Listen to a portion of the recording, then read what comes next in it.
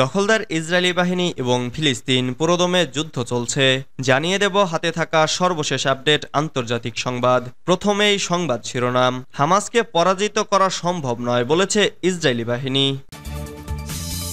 এরপর জানিয়ে দিব বাইডেনকে নিয়ে সমালোচনা, ইসরায়েলের সঙ্গে বৈঠক বাতিল করল যুক্তরাষ্ট্র। এদিকে ইসরায়েলকে সহায়তা করলে হামলার হুমকি হিজবুল্লাহর, যা বলছে সাইপ্রাস। এরপর জানিয়ে দিব ক্ষেপণাস্ত্রের আঘাতে ডুবে যাওয়া জাহাজের ভিডিও প্রকাশ করল হুথি। আরও জানিয়ে দেব প্রতিরক্ষা ব্যয়ের লক্ষ্যে পৌঁছালো 23 ন্যাটো সদস্য রাষ্ট্র। সর্বশেষ জানিয়ে দেব পুতিনকে একজোড়া কুকুর দিল কিম। এতক্ষণ শুনছিলেন সংবাদ শিরোনাম, এবারে বিস্তারিত। তবে অনুরোধ থাকবে ভিডিওটিতে একটি লাইক করবেন এবং কমেন্ট করে জানিয়ে দিবেন কোন জেলা থেকে আপনি আমাদের এই ভিডিওটি দেখছেন। হামাসকে পরাজিত করা সম্ভব নয় বলেছে ইসরায়েলি বাহিনী। ফিলিস্তিনের স্বাধীনতাকামী গোষ্ঠী হামাসকে নির্মূল করা সম্ভব নয় বলে জানিয়েছেন ইসরায়েলের সেনাবাহিনীর শীর্ষ কর্মকর্তা ড্যানিয়েল হাগারি। বুধবার 19 জুন স্থানীয় সংবাদ মাধ্যম চ্যানেল 13কে দেওয়া এক সাক্ষাৎকারে তিনি এমনটি বলেন। খবর ডেইলি সাভার। প্রতিবেদনে বলা হয়েছে 8 মাসের বেশি সময় ধরে গাজায় হামাসের বিরুদ্ধে যুদ্ধ চালিয়ে যাচ্ছে ইসরায়েল, তবে এখনও গোষ্ঠীটিকে নির্মূল করতে পারেনি, বরং হামাস উৎখাত করতে গিয়ে হাজার হাজার বেসামরিক মানুষ মেরেছে ইসরায়েল। এ প্রসঙ্গে ইসরায়েলি সেনাবাহিনীর মুখপাত্র হাগারি বলেছেন, হামাস একটি মতাদর্শ নির্মূল করা সম্ভব নয়। আমরা হামাসকে শেষ করে দিতে যাচ্ছি, এটা বলা মানে হলো মানুষের চোখে ধুলো দেওয়া। আমরা বিকল্প ব্যবস্থা না নিলে শেষ পর্যন্ত হামাস থাকবে। এদিকে হাগারির এই বক্তব্য প্রত্যাখ্যান করেছে ইসরায়েলের প্রধানমন্ত্রী বেনিয়ামিন নেতানিয়াহুর কার্যালয়। ইসরায়েলি প্রধানমন্ত্রীর পক্ষ থেকে এক বিবৃতিতে বলা হয়, প্রধানমন্ত্রী নেতানিয়াহুর নেতৃত্বাধীন মন্ত্রিসভা হামাসের সামরিক ও সরকারি সক্ষমতা ধ্বংস করাকে যুদ্ধের অন্যতম লক্ষ্য হিসেবে বিবেচনা করছে। ইসরায়েলি প্রতিরক্ষা বাহিনীও এ বিষয়ে প্রতিশ্রুতিবদ্ধ। এর বাইরে যে কোনো দাবি অপ্রাসঙ্গিক। বাইডেনকে নিয়ে সমালোচনা, ইসরায়েলের সঙ্গে বৈঠক বাতিল করল যুক্তরাষ্ট্র। যুক্তরাষ্ট্রের প্রেসিডেন্ট জো বাইডেন প্রশাসনের সমালোচনা করেছেন ইসরায়েলের প্রধানমন্ত্রী বেনিয়ামিন নেতানিয়াহু। এর জেরে বৃহস্পতিবার ইসরায়েলের সঙ্গে নির্ধারিত কৌশলগত বৈঠক বাতিল করেছে যুক্তরাষ্ট্র। মঙ্গলবার সামাজিক যোগাযোগ মাধ্যম এক্সে একটি ভিডিওতে নেতানিয়াহু বলেছেন, এটি অকল্পনীয় যে গত কয়েক মাসে বাইডেন প্রশাসন ইসরায়েলের অস্ত্র ও গোলাবারুদ বন্ধ করে রেখেছে। হারেটজের প্রতিবেদনে বলা হয়েছে, বৃহস্পতিবার ওয়াশিংটনে দুই দেশের বৈঠক অনুষ্ঠিত হওয়ার কথা ছিল। প্রাথমিকভাবে ইরানের পারমাণবিক কর্মসূচির অগ্রগতির ওপর ফোকাস করার জন্য বৈঠকটি নির্ধারিত ছিল।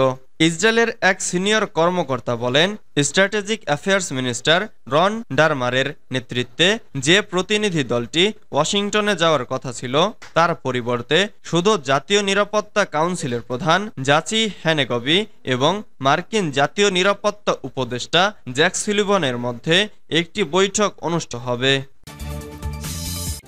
ইসরায়েলকে সহায়তা করলে হামলার হুমকি হিজবুল্লাহর, যা বলছে সাইপ্রাস। প্রথমবারের মতো ইউরোপের দেশ সাইপ্রাসে হামলার হুমকি দিয়েছে হিজবুল্লাহর মহাসচিব হাসান নাসরুল্লাহ। তিনি ধারণা করেছেন, সর্বাত্মক যুদ্ধ শুরু হলে সাইপ্রাস দখলদার ইসরায়েলি বাহিনীকে তাদের বন্দর ও ঘাঁটি ব্যবহার করতে দিতে পারে। নাসরুল্লাহ এ ব্যাপারে বলেন, লেবাননে হামলা চালানোর জন্য যদি সাইপ্রাস বন্দর এবং ঘাঁটি ইসরায়েলি শত্রুদের জন্য খুলে দেওয়া হয়, এটির অর্থ হবে সাইপ্রাসের সরকার এই যুদ্ধের অংশ এবং প্রতিরোধ বাহিনী তাদের বিরুদ্ধে যুদ্ধের অংশ হিসেবে কাজ করবে। সাইপ্রাস সরকারের মুখপাত্র বলেছেন, হিজবুল্লাহ প্রধানের দেওয়া বিবৃতি এবং হুমকি বাস্তবতার সাথে সামঞ্জস্যপূর্ণ নয় এবং সাইপ্রাস কখনো সামরিক সংঘাতে জড়িত ছিল না, হবেও না। বুধবার নাসরুল্লাহ লেবানন ও ইসরায়েলি উপকূলের পশ্চিমে পূর্ব ভূমধ্যসাগরে অবস্থিত ইইউ সদস্য সাইপ্রাসকে সতর্ক করে বলেন, তাদের কাছে তথ্য আছে যে ইসরায়েল সাইপ্রাসে সামরিক মহড়া চালাচ্ছে। ক্ষেপণাস্ত্রের আঘাতে ডুবে যাওয়া জাহাজের ভিডিও প্রকাশ করল হুথি। গ্রিসের মালিকানাধীন কয়লাবাহী জাহাজ টিউটর লোহিত সাগরে ডুবে গেছে।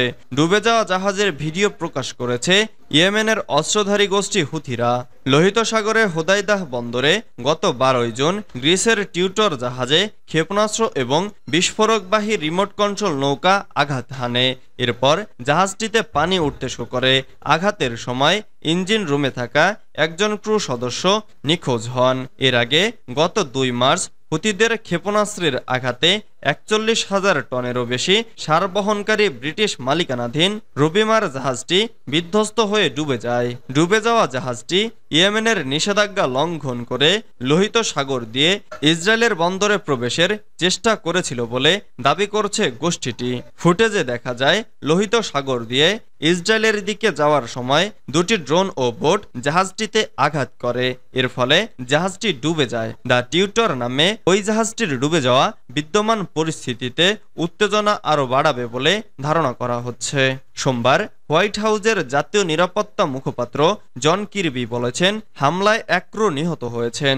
তিনি ফিলিপাইনের নাগরিক। প্রতিরক্ষা ব্যয়ের লক্ষ্যে পৌঁছালো 23 ন্যাটো সদস্য রাষ্ট্র। 32টি সদস্য রাষ্ট্রের মধ্যে 23টি সদস্য রাষ্ট্রই আশা করছে যে এবছর তারা তাদের সামরিক ব্যয় বিষয়ক প্রতিশ্রুতি পূরণ করতে পারবে।